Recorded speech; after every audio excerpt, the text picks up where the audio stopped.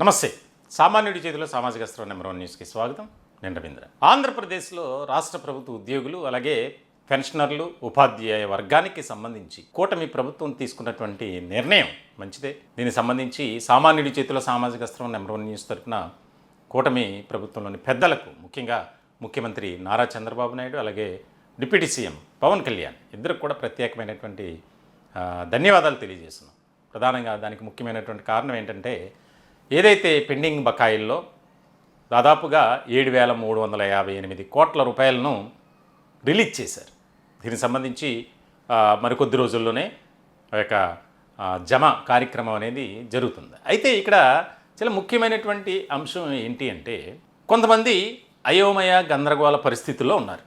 దానికి ముఖ్యమైనటువంటి కారణం ఏంటంటే క్లారిటీ అనేది లేకపోవడం. దీనికి సంబంధించి సామాన్యుడి చేతిలో సామాజిక స్త్రం నెంబర్ 1 న్యూస్ గత కొంతకాలంగా ఏదైతే రిటైర్డ్ ఎంప్లాయీస్ కానీ, ప్రస్తుత ఉద్యోగులు కానీ, కాంట్రాక్ట్ ఎంప్లాయీస్ కానీ, పెన్షనర్లు కానీ అందరి గురించి, ముఖ్యంగా ఆయా వర్గాలకు సంబంధించి పడుతున్నటువంటి ఇబ్బందులు కానీ, ఎదుర్కొంటున్నటువంటి ప్రతికూలమైన పరిస్థితులన్నింటినీ మేము ప్రభుత్వానికి తెలియజేస్తూనే ఉన్నాం. తాజాగా దీనికి సంబంధించి కూడా లైవ్ కార్యక్రమం పెట్టాం. చాలామంది కాల్స్ చేశారు.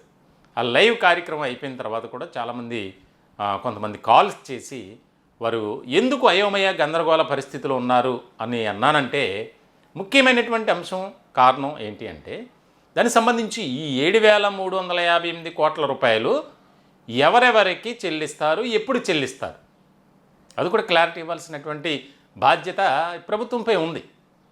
రిలీజ్ చేశారు, ఓకే, అది ఎవరికి ఇస్తారు, దానికి సంబంధించి గ్రాట్యుటీ రూపంలో, లీవ్ ఎన్కాష్మెంట్ విషయంలో, ఆయా ఏదైతే విభాగాల్లో చెల్లించాల్సినటువంటి బకాయిలు ఉన్నాయో చెల్లింపులు, దానికి సంబంధించి జరుగుతుంది అన్నారు. కానీ ఆర్థిక శాఖ నుంచి ఎక్కడా కూడా ఒక క్లారిటీ అనేది లేదు. అంటే ఫలానా సంవత్సరం నుంచి రిటైర్డ్ అయినటువంటి వారికి కొంతమందికి ఇవ్వటం జరుగుతుంది, లేదా ఇప్పుడు ప్రస్తుతం ఉన్నటువంటి ఉద్యోగులకు ఈ కేటగిరీ కింద కొంత ఇస్తాం, ఇంత పర్సెంటేజ్లో ఇస్తాం అనేది క్లారిటీ అనేది లేకపోవటం వల్ల ఏంటి సార్ ఎప్పుడు వస్తాయి ఏంటి అనేది వారు కాల్స్ చేసి అడుగుతున్నారు. దీనికి సంబంధించి మేము కూటమి ప్రభుత్వాన్ని రిక్వెస్ట్ చేసేది ఏంటంటే, 7,358 కోట్ల రూపాయలు ఎవరెవరికి చెల్లిస్తారు, ఎప్పటిలోగా జమ అవుతాయి వారి అకౌంట్స్లోకి అనేది క్లారిటీ కావాలి అనేది. దానికి సంబంధించి అంటే ప్రభుత్వంపై ఖచ్చితంగా బాధ్యత ఉంది. వారికి తెలియజేస్తే కొంత ఆనందంగా ఉంటారు. ఎందుకంటే కూటమి ప్రభుత్వం ఒక సానుకూలమైనటువంటి నిర్ణయం తీసుకుంది. మేము దశల వారీగా రిలీజ్ చేస్తాం, దానికి సంబంధించి ఐఆర్ కూడా ఇస్తాం, అలాగే పే రివిజన్ కమిషన్ దానికి సంబంధించినటువంటి ఒక ప్రత్యేకమైన అధికార బృందాన్ని కూడా మేము ఏర్పాటు చేస్తాం అని చెప్తున్నారు. కానీ ఎప్పుడు అనేది మాత్రం క్లారిటీగా చెప్పట్లేదు. దీనికి సంబంధించి ఏదైనా సరే వారికి ఫలానా నెలలో మేము దీన్ని ప్రకటిస్తాం, దీనికి సంబంధించి ఒక క్లియర్ కట్ ఇన్ఫర్మేషన్ అనేది మీకు ఇస్తాం అంటే అది వేరేలాగా ఉంటుంది. కానీ అది చేయకపోవటం వల్ల పాపం వారిలో ఒక రకమైనటువంటి ఆందోళన. ఇప్పటికే చాలామంది అసలు మనకు పెండింగ్లో ఉన్నటువంటి బకాయిలు, మన రిటైర్మెంట్ బెనిఫిట్స్ వస్తాయా రావా అనే దిగులుతోనే ఉన్నారు చాలామంది. మరి ఇలాంటి పరిస్థితుల్లో ప్రభుత్వం సానుకూలంగా నిర్ణయం తీసుకుంది, దానికి సంబంధించి ముందుకు వెళ్తుంది, స్వాగతించాల్సినటువంటి అంశం, అభినందించాల్సినటువంటి అంశం. మరి అదే ఎవరికి చెల్లిస్తారు, ఎప్పటిలోగా చెల్లిస్తారు అనేది కూడా చాలా ముఖ్యమైనటువంటి అంశం. కాబట్టి ఆ క్లారిటీ అనేది ఒక రకమైనటువంటి గందరగోళం లేకుండా ఇస్తే బాగుంటుంది అనేది అందరి అభిప్రాయం. వారి వాయిస్గా నేను ఈ వీడియో చేయడం జరుగుతుంది. కూటమి ప్రభుత్వంపై నమ్మకం ఉంది. ఖచ్చితంగా కూటమి పెద్దలు అందరికీ కూడా న్యాయం చేసినట్లే ఈ యొక్క ఉపాధ్యాయ ఉద్యోగ పెన్షనర్లకు సంబంధించి కూడా సానుకూలమైనటువంటి నిర్ణయం తీసుకుంటుంది అనేది అందరికీ తెలిసినటువంటి విషయమే. కానీ రాష్ట్రానికి సంబంధించి ఆర్థికపరమైనటువంటి ఇబ్బందులు ఉన్నాయి, సమస్యలు ఉన్నాయి. ఎందుకంటే గత 5 ఏళ్ల పాటు 2019 నుంచి 2024 వరకు రాష్ట్రంలో అధికారంలో ఉన్నటువంటి వైఎస్ఆర్సీపీ తీసుకున్నటువంటి ఏకపక్ష నిర్ణయాలు, అమలు చేసినటువంటి గందరగోళ పరిస్థితులు, అవినీతి అక్రమాలకు సంబంధించి ఒక రకంగా విధ్వంసకరమైనటువంటి పరిపాలన సాగించారు. రాష్ట్ర ఖజానా అనేది ఒక రకంగా పతన స్థాయికి చేరుకుంది. సో ఇలాంటి సందర్భంలో ఆ వ్యవస్థలన్నిటినీ గాడిలో పెట్టాల్సినటువంటి బాధ్యత కొత్తగా వచ్చినటువంటి కూటమి ప్రభుత్వంపై ఉంది. కానీ 2 ఏళ్ళు పూర్తి కావస్తుంది. జూన్ వస్తే అధికారంలోకి వచ్చి కూటమి 2 సంవత్సరాలు పూర్తవుతుంది. మరి ఇచ్చినటువంటి హామీలను, వాగ్దానాలను నెరవేరుస్తూ వస్తున్నారు. దీనికి సంబంధించి 2019లో వైఎస్ఆర్సీపీ అధికారంలోకి రాకముందు ఉద్యోగులకు ఇచ్చినటువంటి హామీల్లో అధికారంలోకి రాగానే ఒక హామీని నిలబెట్టుకుంది. ఇంటర్మ్ రిలీఫ్ వెంటనే మేము అధికారంలోకి రాగానే ఇస్తామన్నారు. కానీ ఇచ్చిన మాట నిలబెట్టుకున్నారు. దాన్ని మనం అందరం ఒప్పుకోవాలి. ఇలాంటి సందర్భంలో మరి కూటమి కూడా ఎన్నికలకు ముందు అదే ప్రామిస్ చేసింది. ఎన్నికల మేనిఫెస్టోలో పొందుపరిచింది. మేము అధికారంలోకి రాగానే ఐఆర్ ఇస్తామన్నారు. విధ్వంసకరమైనటువంటి వ్యవస్థలన్నిటినీ సరిచేస్తామన్నారు. ప్రతి నెల 1వ తేదీన జీతాలన్నారు. అలాగే రిటైర్డ్ ఎంప్లాయీస్కి సంబంధించి ఒక ప్రత్యేకమైనటువంటి కార్పొరేషన్ను ఏర్పాటు చేసి రిటైర్మెంట్ బెనిఫిట్స్ కోసం, అలాగే పదవీ విరమణ చేసినటువంటి ఉద్యోగులు ఎదుర్కొంటున్నటువంటి ప్రతి సమస్యను ఆ కార్పొరేషన్ ద్వారా మేము పరిష్కరిస్తామన్నారు. కానీ అవేమీ లేవు. ఇలాంటి సందర్భంలో ఈ 2 ఏళ్ల నుంచి ఎదురు చూస్తూనే ఉన్నారు. ఈరోజు పడతాయి, రేపు పడతాయి, ఈరోజు పడతాయి, రేపు పడతాయి. కానీ ఎక్కడా కూడా ఏం లేదు. ఈ ఆందోళనతోనే పదుల సంఖ్యలో పాపం ఎవరైతే రిటైర్డ్ అయినటువంటి వారు ఉన్నారో దిగులతో చనిపోయినటువంటి వారి సంఖ్య పెరుగుతూనే వస్తుంది.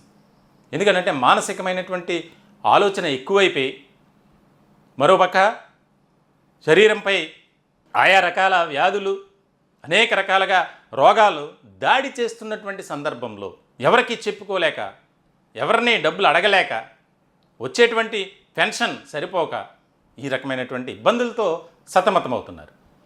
మరి ఇలాంటి సందర్భంలో 7,358 కోట్ల రూపాయలు తక్కువ అయినప్పటికీ, అంటే వారికి ఉన్నటువంటి పెండింగ్ బకాయిలు సుమారు 40,000 కోట్ల రూపాయలు పెండింగ్లో ఉంది.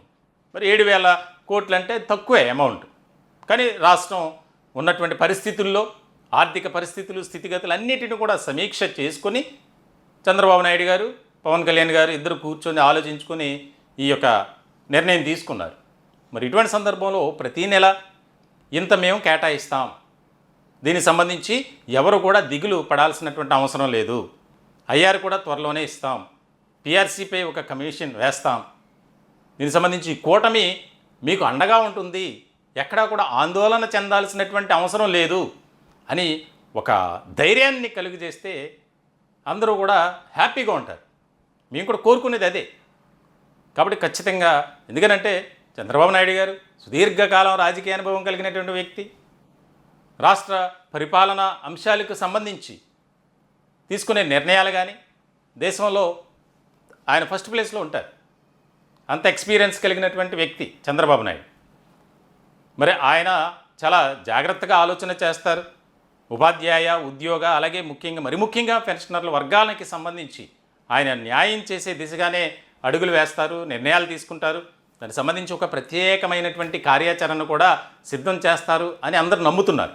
ఇలాంటి క్రమంలో ఇవి రిలీజ్ చేసినటువంటి అమౌంట్స్ ఎవరికి ఇస్తారు, ఎప్పుడు ఇస్తారు, ఎప్పటిలోగా వారి అకౌంట్స్లోకి వస్తాయి అనేది కాస్త క్లారిటీగా ఒక ప్రకటన ద్వారానో లేకపోతే ఒక మంత్రి పేషి నుంచి కానీ ఎక్కడైనా సరే దానికి సంబంధించి ఒక క్లారిటీ అనేది ఇవ్వాలని కూడా వారు కూడా ఆలోచన చేస్తున్నారు. ఖచ్చితంగా ఇవ్వాలి.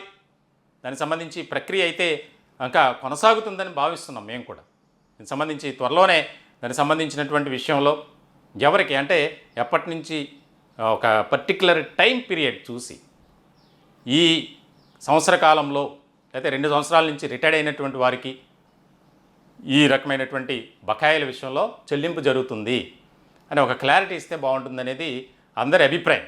ఖచ్చితంగా కూటమి ప్రభుత్వం ఈ యొక్క ప్రతిపాదనను ఆధారంగా చేసుకుని పరిశీలించి దానికి సంబంధించి ఒక రకమైనటువంటి నిర్ణయం తీసుకోవాలని మేము కూడా కోరుకుంటున్నాం. ఖచ్చితంగా మరొక్కసారి సామాన్యుడి చేతిలో సామాజిక అస్త్రం నంబర్ 1 న్యూస్ తరపున కూటమి ప్రభుత్వానికి ప్రత్యేకమైనటువంటి ధన్యవాదాలు తెలియజేస్తున్నాం. ఇంకా పెండింగ్లో ఉన్నటువంటి బకాయిలు ఏవైతే ఉన్నాయో వాటిని కూడా దశల వారీగా, ఒక్కసారి అంటే ఏ రాష్ట్రానికైనా కష్టమైనటువంటి పని.